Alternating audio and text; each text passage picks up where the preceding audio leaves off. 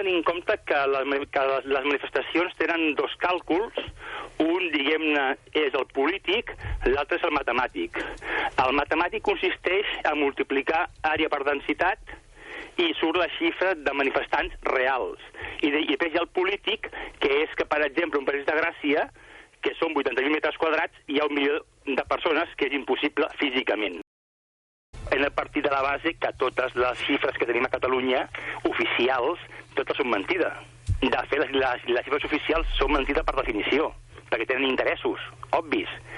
Per exemple, tu has sentit parlar moltes vegades d'1 milió de persones al País de Gràcia. No hi caben. Són 80.000 metres quadrats, que vol dir que n'hi ha 12 per metre quadrat. És a dir, impossible, llevat que érem castells.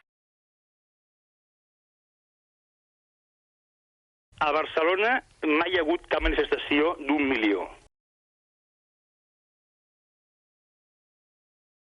Si anem al quantitatiu, nosaltres creiem que no van ultrapassar les 600.000 persones.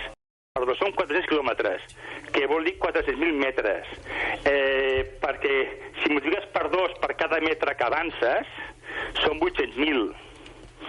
És cert que hi ha llocs molt densos, també és cert que hi ha llocs amb més densitat, llavors calculem que la cosa... calculem que el nombre estava un mínim de 600.000 i un màxim de 600.000. Clar, perquè aquí hi havia una filera davant, una darrere, sí, estava tot duplicat, triplicat o quadriplicat? Les fotos que estem veient per la Lligafoto no demostren això. A la Via Catalana, 1.600.000 és una xifra que diguem-ne, des del punt de vista històric o de recordatori, és una xifra que no és vàlida, perquè ningú se'n recorda. Aleshores hi havia dues opcions, o rebaixar-ho a 1,5 milions o pujar-ho a 2 milions. I s'ha optat per la via de passar als 2 milions. No només l'ANC, sinó molts mitjans parlen de 2 milions.